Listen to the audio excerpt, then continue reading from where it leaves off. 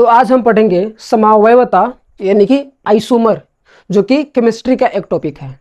समावयवता समझने के लिए हम दो भिन्न भिन्न प्रकार के कार्बनिक यौगिक लेंगे, जिसमें पहला कार्बनिक यौगिक है एथेनॉल, जिसका संरचना सूत्र होता है CH3 single bond CH2 single bond OH, और दूसरा कार्बनिक यौगिक जो है डाई मेथिल ईथर है, जिसका संरचना सूत्र जो होता है CH3 single bond O single bond CH3।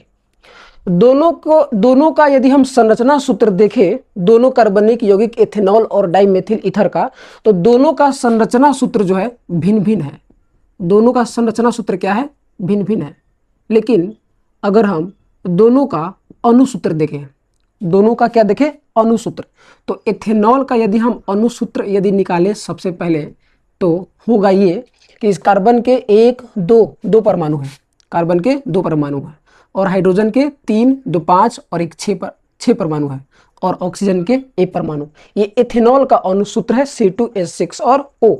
और वही डाइमेथिल ईथर का यदि हम अणुसूत्र निकालें, तो इसका कुछ इस प्रकार होगा कि इसमें कार्बन के 2 परमाणु है, 1 और 1 2, कार्बन के 2 परमाणु, और हाइड्रोजन के 3 और 3 6 परमाणु, और ऑक्सीजन के 1 परमाणु। यानी कि दोनों का अणुसूत्र क्या है? एक समान है, बराबर है, लेकिन दोनों का संरचना सूत्र क्या है? भिन्न भिन्न है। तो ऐसे दो भिन्न भिन्न कार्बनिक यौगिक जिसका संरचना सूत्र भिन्न भिन्न हो, लेकिन दोनों का अणुसूत्र एक समान हो, तो दोनों कार्बनिक यौगिक एक दूसरे के समावयवी कहलाते हैं। दोनों कार्बनिक यौगिक एक दूसरे का क्या कहलाते हैं? समावयवी कहलाते हैं। और ये घटना जो है समावयवता कहलाता है। और ये घटना क्या कहलाता है? समावयवता। ठीक है, उसको समझने के लिए एक और हम यहाँ पर एग्जाम्पल लेते हैं, और दूसरा एग्जाम्पल में हम ब्यूटेन लेते हैं, और एक और कार्बनिक यौगिक 2 मेथिल प्रोपेन लेते हैं। और फिर से यदि दोनों कार्बनिक यौगिक को देखा जाए तो संरचना सूत्र अलग अलग है, भिन्न भिन्न है। इसका संरचना सूत्र देखिए और इसका संरचना सूत्र देखिए। ये लंबी श्रृंखला के रूप में है और ये शाखा के रूप में है, जिसमें कि एल्किल ग्रुप जुड़ा हुआ है। ठीक है, तो इसका संरचना सूत्र और इसका संरचना दोनों में भिन्नता है।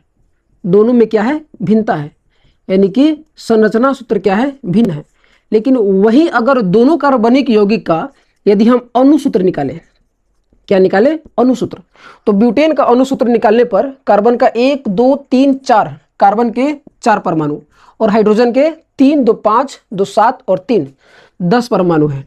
और 2 मेथिल प्रोपेन का यदि हम अणुसूत्र निकालें, तो इसमें कार्बन का 1 2 3 और 4 परमाणु है, और हाइड्रोजन 3 1 4 3 7 और 3 10 परमाणु है। यानी कि दोनों का अणुसूत्र जो है एक समान है, और संरचना सूत्र क्या है? भिन्न भिन्न है। तो ये दोनों कार्बनिक यौगिक एक दूसरे का समावयवी कहलाएंगे। और ये जो घटना जो है समावयवता अर्थात आइसोमर कहलाएंगे। समावयवता जो है मुख्य रूप से 2 प्रकार के होते हैं, संरचनात्मक समावयवता और दूसरा जो है त्रिविम समावयवता। और पुनः ये जो संरचनात्मक समावयवता जो है ये 3 प्रकार के होते हैं। पहला जो है श्रृंखला समावयवता यानी कि चेन आइसोमर, दूसरा है स्थान समावयवता यानी कि पोजीशन आइसोमर, और तीसरा है क्रियाशील समावयवता यानी कि फंक्शनल आइसोमर।